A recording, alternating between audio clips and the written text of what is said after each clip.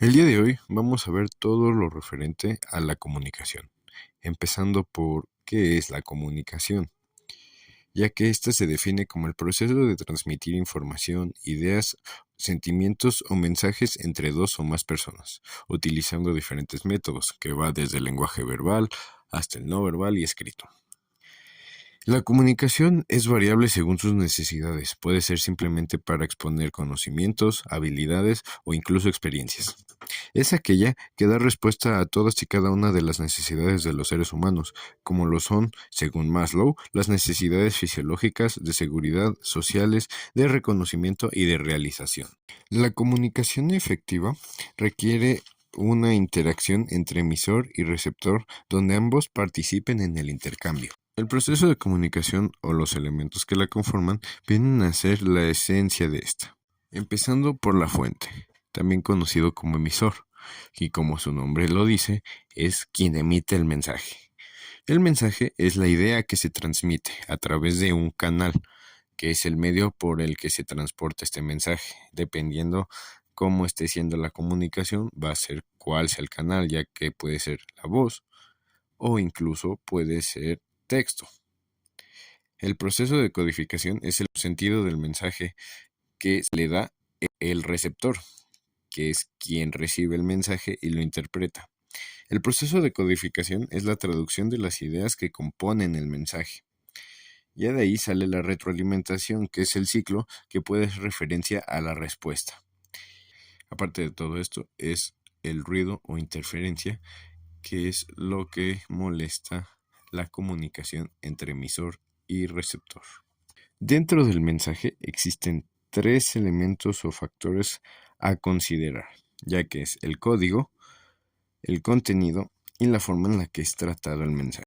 Este código puede ser en signos y letras, siendo un mensaje escrito, o en fonemas, siendo un mensaje hablado. Verse como el idioma o lenguaje utilizado para transmitir la información. Sin un código compartido, la comunicación efectiva sería imposible. El lenguaje tiene la parte oral y la parte escrita. Existe una gran diferencia entre ambas partes, pero no podemos separar a una de la otra, ya que ambos tienen el mismo código y la misma función. Van acompañados de lingüística y de oralidad.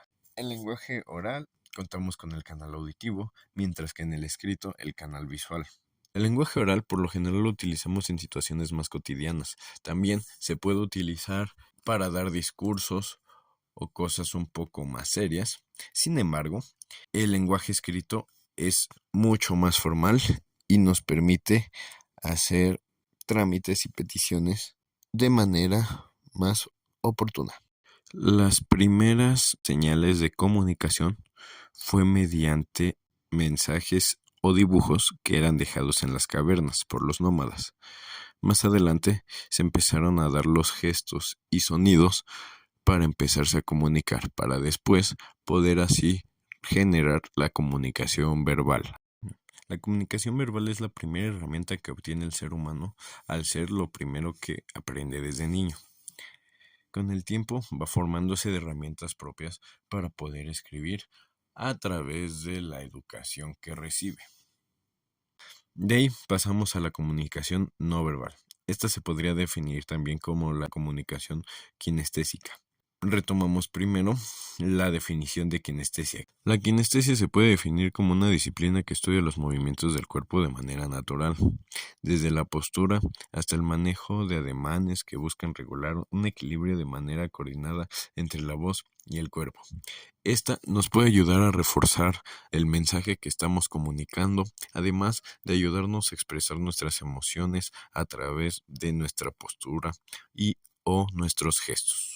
La comunicación también se puede dividir entre comunicación intrapersonal e interpersonal, empezando por la comunicación intrapersonal. Dentro de esta comunicación intrapersonal existe el autoestima y el autoconcepto. El autoestima nos levanta el ánimo y el autoconcepto nos ayuda a ser realistas. Si la autoestima es positiva, el autoconcepto también lo será. Estos son elementos fundamentales en nuestra vida diaria en todos los aspectos. Ahora, la comunicación interpersonal es la relación de intercambio entre dos o más personas que comparten temas de interés, es decir, se da cara a cara.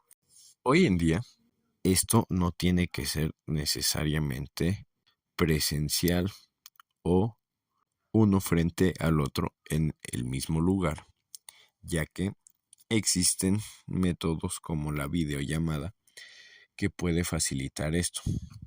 Sin embargo, ahí encontramos lo que sería a veces el ruido o interferencia en la comunicación, ya que no siempre termina siendo la mejor manera para hacer este intercambio. Por otra parte, las numerosas situaciones en las que realizamos un intercambio de mensajes son todas comunicaciones con personas, lo que hace a veces difícil definir el sentido exacto del concepto de esta comunicación. Desde este punto de vista, toda comunicación ocurre entre personas uno a uno o uno a varios. Interpersonal. Basta con una señal o un gesto para comunicar algo. Este tipo de comunicación se da persona a persona. La comunicación intercultural es básicamente lo que sucede cuando los seres humanos de diferentes culturas se reúnen, interactúan e intentan resolver los problemas de distintos modos, recordando que tanto su idioma como sus pensamientos son diferentes. Esta comunicación se puede dividir en 4 diferentes áreas de estudio. La comunicación intercultural, que es la comunicación interpersonal entre los pueblos con diferentes sistemas socioculturales o la comunicación entre miembros dentro del mismo sistema. La transcultural, que es la combinación entre formas de comunicación interpersonal de distintas culturas. Y la comunicación internacional, que estudia relaciones internacionales en el ámbito de la comunicación de mass media. De aquí surge la comunicación de masas comparadas. Para su estudio, se centra en la información de un mismo acontecimiento en medios de distintos países. Dentro de la comunicación es importante resaltar el mensaje, ya que este es el producto físico verdadero del emisor. El receptor no es un factor pasivo, ya que tiene influencia en el mensaje al momento de decodificarlo. Y, así como la fuente, aplicar su capacidad y habilidad de acuerdo a su criterio y conocimientos. Esto provoca que haya dos significados diferentes del mismo mensaje. El denotativo, que es el significado de una palabra o del mensaje completo, es decir, el significado universal para todos los individuos, que se define desde lo literal. Por lo general, esto es más fácil de percibir cuando el mensaje viene en texto.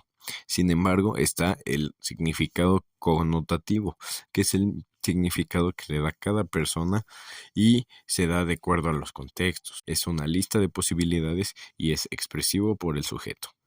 Por último, solo queda agradecer por su atención. Vimos desde el principio hasta la estructura de la comunicación, que es parte fundamental en nuestras vidas, ya que sin ella no podríamos expresarnos. Sin nada más que agregar, muchas gracias.